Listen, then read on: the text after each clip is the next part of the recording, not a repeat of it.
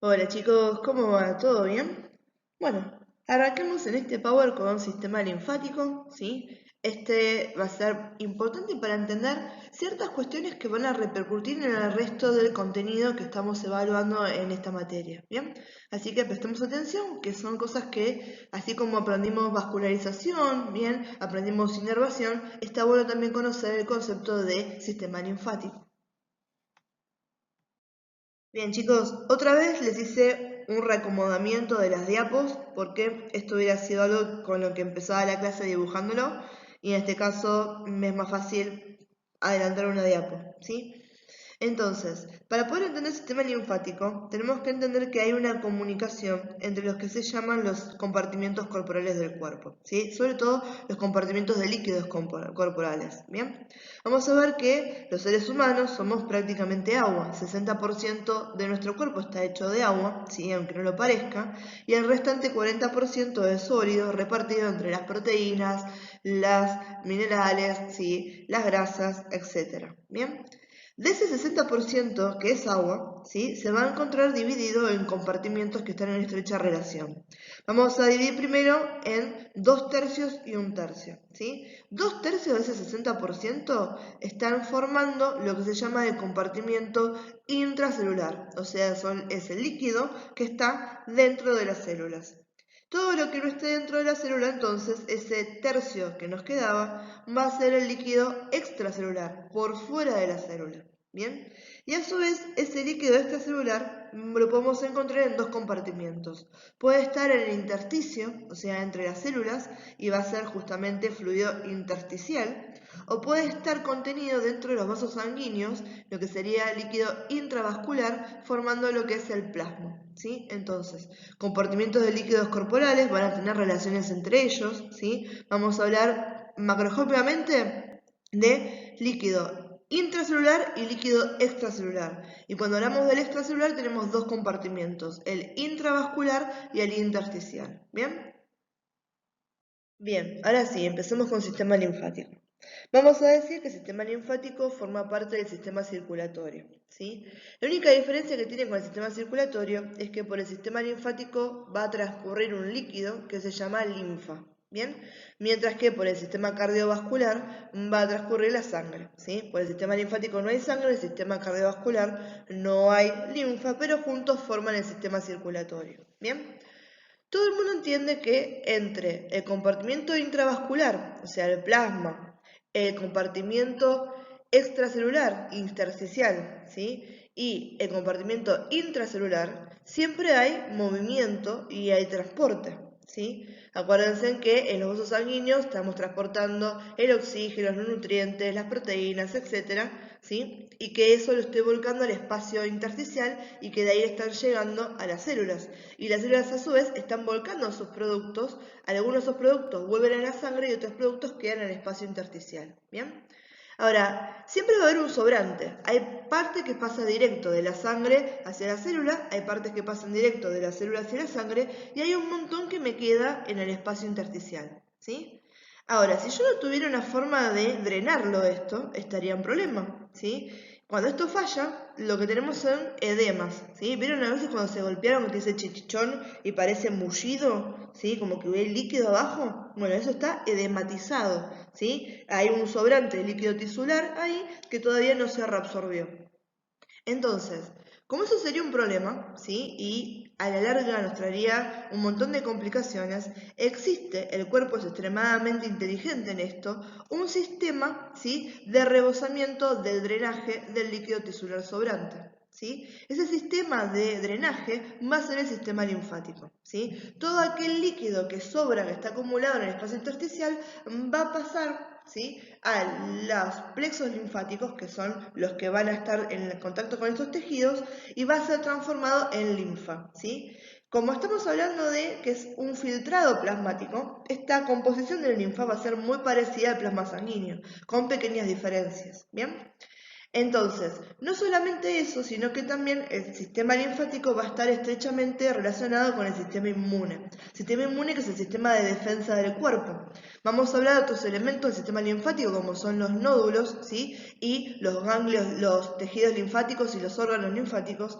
Y cuando los nombremos vamos a ver que una de sus funciones va a ser la producción y la maduración de células del sistema inmune, ¿sí? De los linfocitos. ¿Bien? Entonces, obviamente también están muy relacionados con el sistema inmune, ¿sí? Y si ustedes enganchaban el power de mama antes de cuando les hablé sobre el drenaje linfático de la mama, yo les dije que también cumplió una función clínica muy importante porque podíamos seguir, ¿sí? Ese drenaje linfático y ver cuál sería la progresión normal de una metástasis.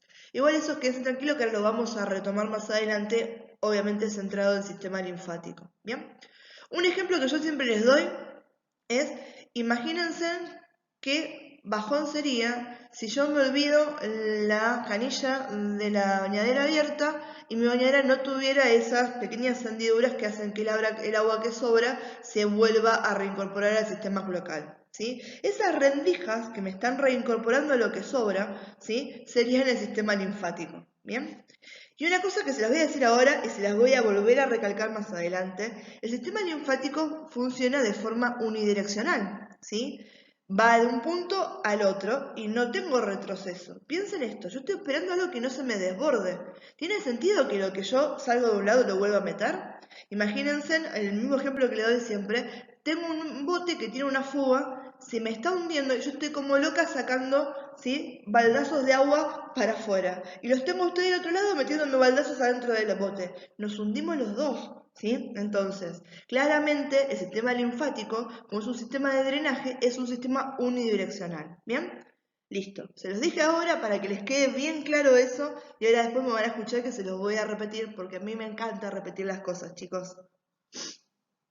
Bien, este gráfico es representativo de lo que estamos hablando. Yo les voy a hacer con las flechas, ¿sí? Fíjense, tenemos el líquido que está saliendo de acá, de la red capilar, está yendo al espacio intersticial. Parte de este líquido va a ir a las células, ¿sí? Como esta que está acá, a las células tisulares, y parte de ese líquido va a quedar en este espacio, ¿sí? Como estamos hablando acá. Al mismo tiempo, las células están volcando su contenido también al intersticio, ¿sí? Entonces, parte de eso va a ir al intersticio y parte de lo que se pueda resolver va a volver hacia la red capilar. Bien, ahora, ¿qué pasa con todo esto que es extra? ¿Sí? Todo eso que queda sobrante en el intersticio, bien, se reabsorba a nivel de este que es el plexo linfático. ¿Sí? Se convierte en linfa y va en dirección unidireccional a retornar a nivel venoso. Esta es la que siempre les digo que es la diapositiva IA, donde tenemos todos los componentes del sistema linfático. Ahora en las siguientes vamos a ir explicando cada uno de estos. Pero cuando hablemos de cómo está compuesto el sistema linfático, está compuesto por la linfa, por los plexos linfáticos, por los vasos linfáticos, capilares, venas, troncos, conductos, por los ganglios linfáticos, el tejido linfoide y los órganos linfáticos. Hablemos de la linfa, ¿sí? Ya habíamos nombrado esto y habíamos dicho que se iba a aparecer en su composición al plasma sanguíneo, ¿bien? Porque venía de un filtrado de ese plasma. Entonces va a estar compuesto por el líquido tisular, ¿sí? Que es todo ese plasma sobrante más lo que me dieron las células del intersticio, ¿sí? Entonces es una mezcla de ese líquido tisular o líquido intersticial y además moléculas proteicas que eran muy grandes para volver hacia la red capilar, ¿sí? Vamos a ver que la linfa suele ser de aspecto claro, acuoso, ligeramente amarillo. Esto que estamos viendo acá es un vaso capilar, ¿sí? A ver ahí si se mueve. Ahí estamos. ¿Ven? Y ahí está representando lo que sería la linfa. Lo que está interesante de eso es que vean esto que tenemos acá, esperen que pongo el puntero, esto que vamos a hablar en un ratito, que son las válvulas. ¿Se acuerdan que yo les dije que necesitábamos que sea unidireccional? Entonces, esto me está permitiendo que la linfa se dirija en una sola dirección, ¿sí? Que pase para allá en este caso, pero que cuando quiere volver, La válvula no la deja, porque la válvula se cerraría, me quedaría de esta manera y la linfa no puede volver hacia atrás, tiene un solo camino para dónde dirigirse, ¿sí? Desde los plexos linfáticos hacia las venas. Entonces, esos plexos linfáticos van a ser nuestro punto de inicio cuando estamos hablando del sistema linfático. Es el punto de partida, ¿sí? Es el punto de intercambio, ¿sí? Donde tengo la red capilar, el intersticio celular, las células y esta red de capilares linfáticos que están originándose en esos espacios extracelulares en la mayoría de los tejidos, ¿sí? Decimos la mayoría de los tejidos porque hay ciertos tejidos del cuerpo humano que no tienen drenaje linfático, que ahora después los vamos a nombrar, ¿sí? Vamos a decir que están formados por endotelio que carece de membrana basal. Esto es para aumentar la permeabilidad y permitir realmente recoger todo ese líquido tisular sobrante. Bien, cuando hablamos de los vasos linfáticos, sí vamos a ver que son vasos de pared delgada y tienen abundantes válvulas. Las válvulas, como habíamos dicho, son las que impiden el retroceso de la linfa y obligan a que el flujo sea en dirección unidireccional. Otra cosa que tienen, sí, es que las células epiteliales van a estar superpuestas. ¿Qué quiere decir? En condiciones normales, sí, las células están enganchadas de tal manera, si están fuera de células, donde no nos dejan ningún tipo de espacio entre una y otra. Bien, ahí serían los núcleos. ¿Sí? Entonces, si yo quisiera ingresar acá algo, no puedo, porque no tengo una vía de acceso. Sin embargo, estas células se ponen de esta manera, ¿sí? Como si fueran escamitas, para que lo vean de una manera más fácil de entender. Obviamente un poquito más cerca, yo se los estoy exagerando para que lo vean. Y de este caso sí podemos permitir el libre flujo. ¿Sí? Acuérdense que ese va a ser el objetivo que tenemos de acá. Nosotros queremos llevarnos todo ese fluido intersticial, ¿sí? Decimos el fluido intersticial entra por acá, ¿sí? Porque queremos que ingrese porque este es el sistema de drenaje, ¿bien? Ahora, otra cosa que tenemos es que se distribuyen por casi todo el cuerpo, ¿bien? No está en todo el cuerpo. A nivel de los dientes no tenemos, a nivel de los huesos tampoco, de la médula espinal tampoco, ¿sí? Y todo el sistema nervioso central no tiene sistema linfático. A nivel del sistema nervioso central, que se encarga de hacer el balance, ¿sí? Entre lo que se da y lo que se reabsorbe, va a ser el líquido cefalorraquídeo. Cuando hablamos de los ganglios linfáticos, también llamados nódulos linfáticos, vamos a ver que estas son pequeñas masas de tejido linfático que van a estar localizadas en el trayecto. Son como las grandes estaciones de filtrado, ¿sí? Y acá tenemos como una doble función. Por un lado, en estas células están existiendo células que pertenecen a la respuesta inmune, ¿sí? Que van a ser los leucocitos, ¿bien? Esos leucocitos están ahí esperando madurar, ¿sí? Se están formando, se están madurando, bien, y están listos para poder detectar cualquier tipo de agente extraño y dar paso a lo que es la respuesta inflamatoria. No solamente eso, sino que estos van a ayudarme a que se filtre la linfa hacia el sistema venoso y me van a aumentar el calibre de los vasos cada vez que pasen por ellos, ¿sí? Fíjense en que en este caso están entrando 4 vasos linfáticos, ¿sí? Acá la dirección es hacia mí, hacia la pantalla.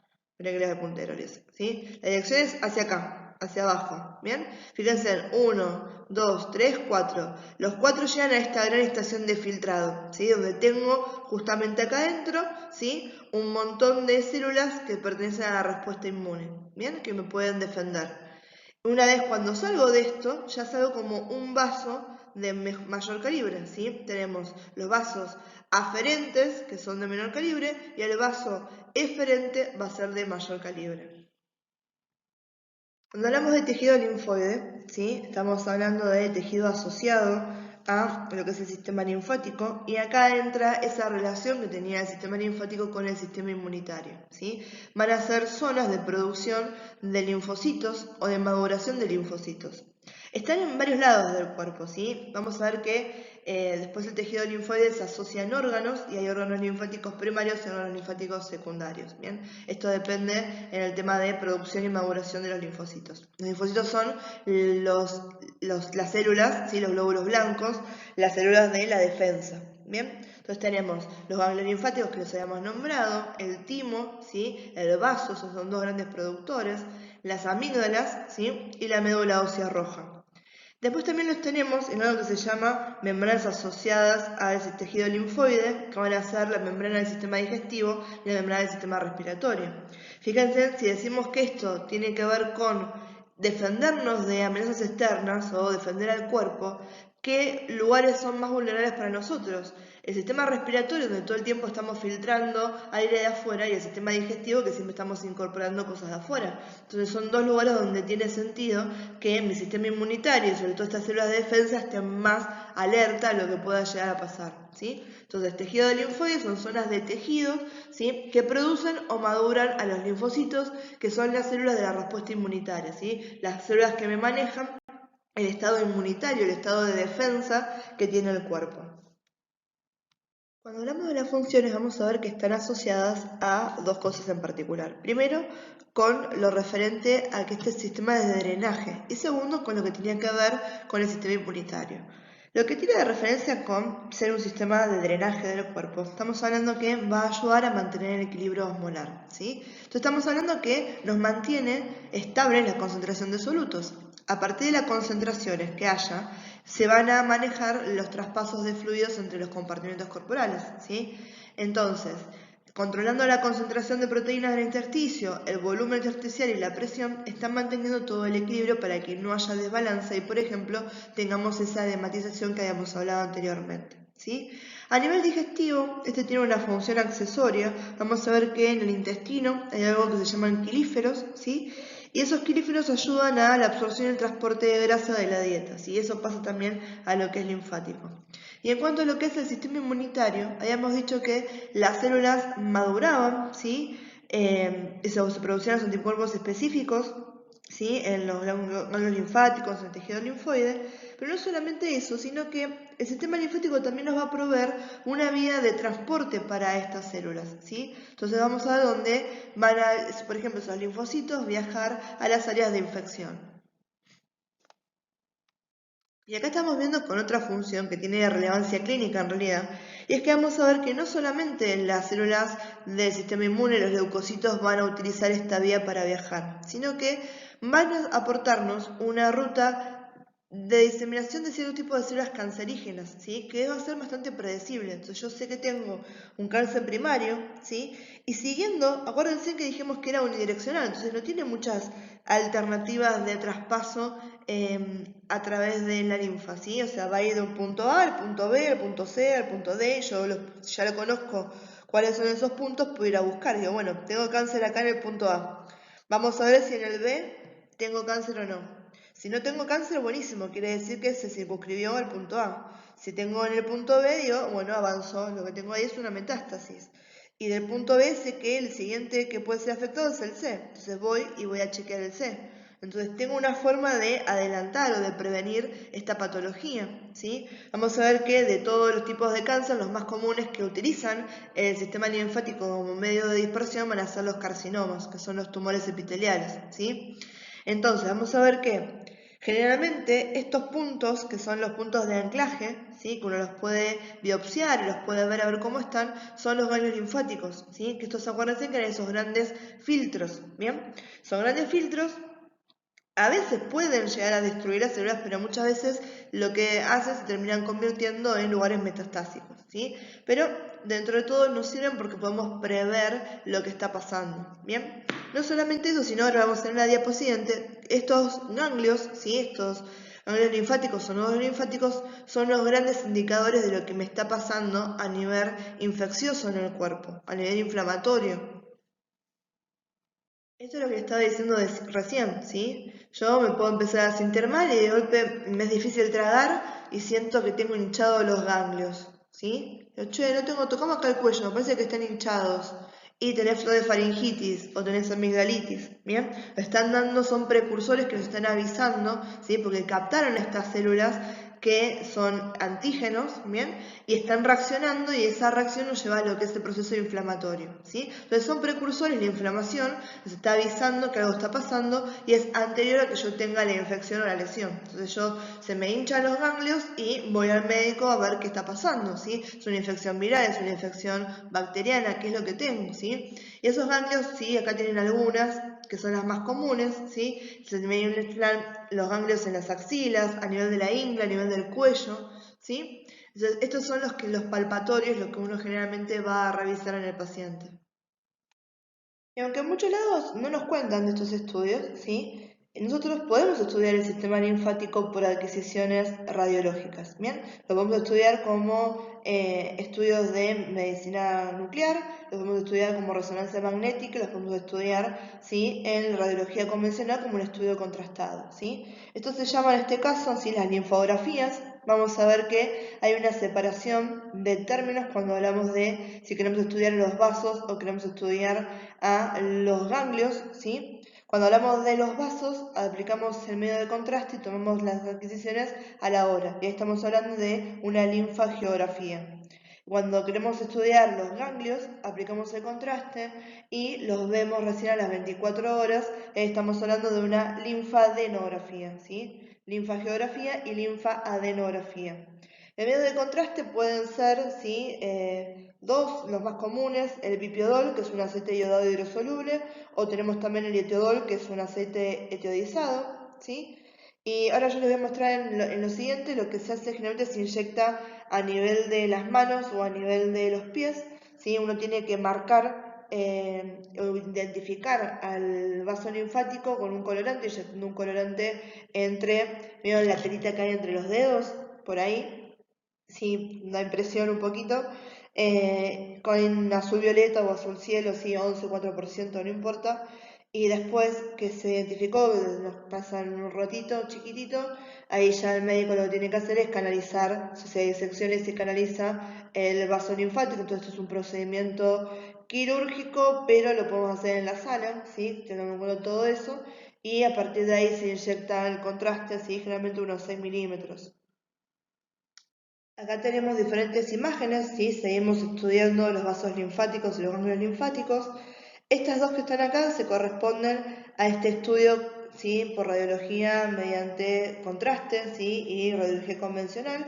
Esto es lo que les había hablado en la diapo anterior, de marcar justamente en la zona de inyección, viene ahí entre los deditos, fíjense ahí como está en la imagen, ¿sí? Para poder localizar con el colorante el vaso. Estas son las adquisiciones después normales. Lo interesante es esta, ¿sí? Que esta es una adquisición de resonancia magnética. La resonancia magnética no utiliza radiación ionizante, sino que son campos magnéticos y ondas de radiofrecuencia. ¿Bien? En este caso, el medio de contraste utilizado es el gadolinio, que es un metal de tierras raras, y se inyecta de forma subcutánea, ¿bien? Que es lo que están viendo acá los diferentes puntitos que se ven en la imagen. Esta está buena, ¿sí? Fíjense en la diferencia entre esta pierna y esta pierna. Esta es la pierna normal de la paciente, ¿sí? Y esta es una pierna donde claramente el sistema linfático está fallando y por eso está diagnosticado, ¿sí? Está justificado haber hecho este estudio. Anteriormente se hacían estas que eran las linfogamografías, que eran un estudio de resonancia, de medicina nuclear, ¿bien? Acá lo que se inyectaba eran nanocoloides de albúmina humana, que estaban marcados con un radioisótopo que es el tecnesio 99, ¿bien? Y después hacían las adquisiciones. Y lo que están viendo acá también es justamente el patrón de drenaje del sistema linfático, ¿bien? Hoy en día ha superado esto el poder utilizar la resonancia magnética, que nos da mucho más información, ¿sí? Y hoy, bueno, es una de las cosas más utilizadas. Bien, ahora hablemos un poquito de drenaje y ya con esto estamos terminando, chicos, ¿sí? Entonces, vamos a ver que la linfa, ¿sí? Va a ir desde esos plexos linfáticos hacia la red de los capilares linfáticos, ¿bien? Va a estar atravesando a los vasos linfáticos que cuando estos pasan por los ganglios linfáticos se van volviendo vasos de mayor calibre, ¿sí? Van aumentando de tamaño pues están funcionando también con esos vasos que están drenando las regiones adyacentes, ¿bien? Ya cuando hablamos de esos vasos linfáticos de gran calibre, estamos hablando de vasos linfáticos mayores que terminan, ¿sí?, volcándose en vasos colectores que van a llamarse troncos linfáticos. Esos troncos linfáticos van a desembocar en dos puntos diferentes.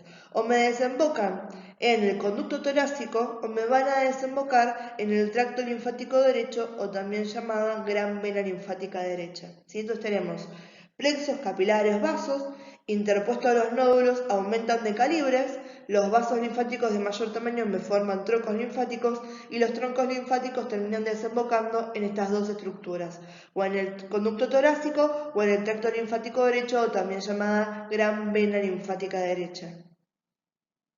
Bien, vimos entonces que el drenaje de la linfa va a terminar a nivel del conducto torácico y a nivel del conducto linfático derecho, también llamado gran vena linfática derecha. Bien, ahora, la cantidad de drenaje que reciben es desproporcionada, que quiere decir que uno de estos va a recibir mucho más drenaje que el otro. Cuando hablamos del conducto linfático derecho, este linfático solamente me está recibiendo el drenaje del cuadrante superior derecho, ¿sí? Entonces, el cuadrante superior derecho, ¿sí?, es el que drena en el conducto linfático derecho. En cambio, el conducto torácico me recibe la linfa del cuadrante superior izquierdo y de ambos cuadrantes inferiores, ¿sí? Entonces, conducto linfático derecho recibe la linfa solamente del cuadrante superior derecho, mientras que el conducto torácico recibe la linfa del cuadrante superior izquierdo y de ambos cuadrantes inferiores. Bien, veamos esos por separado, ¿sí? ¿Cuál es la terminación del drenaje del sistema linfático? Empecemos por el tracto linfático derecho, que este es el más tranquilo porque solamente me está drenando la linfa del cuadrante superior derecho. Bien, vamos a ver que termina, ¿sí?, en el cuello, ¿sí?, en la base del cuello en realidad, en la unión de dos venas, ¿sí?, lo que se llama el ángulo venoso derecho, ¿sí? Esas dos venas van a ser la vena subclavia derecha, la vena yugular interna derecha, ¿sí?, estas son las dos venas que me forman el tronco venoso brachiocefálico derecho, que cuando se junta con el siguiente nos forman la vena cava superior que desemboca directo al corazón. Entonces, en la confluencia de estos dos vasos, ¿sí?, el ángulo venoso derecho, ahí está drenando el tracto linfático derecho. Y fíjense que estaba formado por la unión de diferentes troncos, por la unión del tronco yugular derecho, el tronco subclavio derecho y el tronco bronquiomediastínico derecho. ¿Bien? No les voy a preguntar, chicos, cuáles son los tres troncos que me forman el tracto linfático derecho. Mientras que ustedes me sepan decir la proporción, lo que hablamos en las diapos anteriores, que me puedan decir cómo llego del plexo linfático al tracto linfático derecho, está perfecto. Que entiendan que tenemos los troncos y los troncos me forman estos tractos o estos conductos. ¿Bien? Entonces, de vuelta a esto para que nos quede bien en claro. El tracto linfático derecho, también llamado gran vena linfática derecha, ¿sí?, yo se los digo porque son las dos formas en las que lo van a encontrar en la literatura, drena solamente la linfa del cuadrante superior derecho del cuerpo y va a desembocar, ¿sí?, va a drenar, ¿sí?, en el ángulo venoso derecho, que está formado por la confluencia de dos vasos, la vena yugular interna derecha y la vena subclavia derecha. El conducto torácico, ¿sí?, era el que iba a recibir la linfa del resto del cuerpo, ¿sí? Cuando hablamos del resto del cuerpo decimos que es el cuadrante superior izquierdo y ambos cuadrantes inferiores, ¿bien? Entonces vamos a ver que los cuadrantes inferiores, ¿sí?, este drenaje, van a fusionarse a nivel del abdomen, ¿sí?, a nivel lumbar, ¿bien? Y van a formar, acá hay una variación anatómica, a veces se forma y a veces no, un saco dilatado colector al que se va a llamar cisterna de Kilo. ¿Se acuerdan cuando hablamos de funciones que dijimos los quilíferos del intestino? ¿Dónde está el intestino? A nivel del abdomen, ¿sí? Entonces ahí estamos formando la cisterna del Kilo, ¿bien? Desde ese saco, ¿sí?, o sea, de la cisterna del Kilo o directamente desde la fusión de los troncos, ¿sí?, que son los troncos lumbares, el conducto torácico va a estar subiendo, va a ascender bien profundo pegado a la columna torácica por el tórax, ¿sí?, y va a desembocar en el ángulo venoso izquierdo, ¿sí? Este ángulo venoso izquierdo está ubicado en la base del cuello, del lado izquierdo, y está formado por las confluencias de la vena yugular interna izquierda y de la vena subclavia izquierda.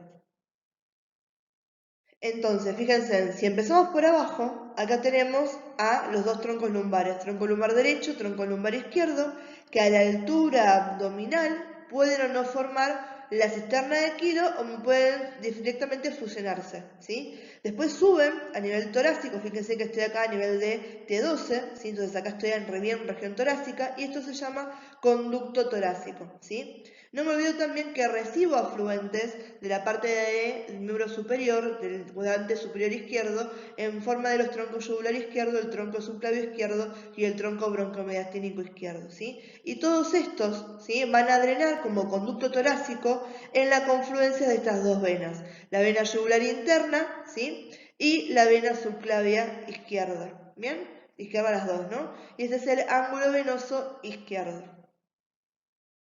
Bien, acá tienen un dibujito donde se ve todo por completo, ¿sí? Todos los que son los vasos linfáticos y sus uniones. Algo que nos tiene que tener en cuenta es que lo que estamos estudiando nosotros y como lo vamos a decir, ¿sí?, reproducir, es el drenaje linfático normal, ¿sí?, el más común, ¿sí?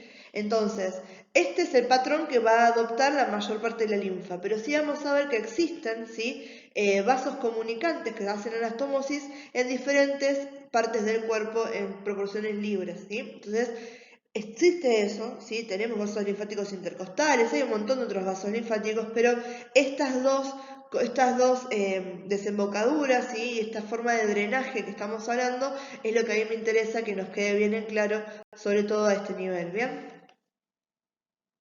Bien, chicos, espero que les haya servido, que se haya entendido este tema. Nos queda mediastino, que es el último que me queda ahora por grabar, y ya tenemos esta triada de powers, que eran lo siguiente que teníamos en la agenda, ¿sí? Entonces, una vez que terminamos con mediastino, para la semana que viene empezamos con respiratorio, ¿bien? Un beso.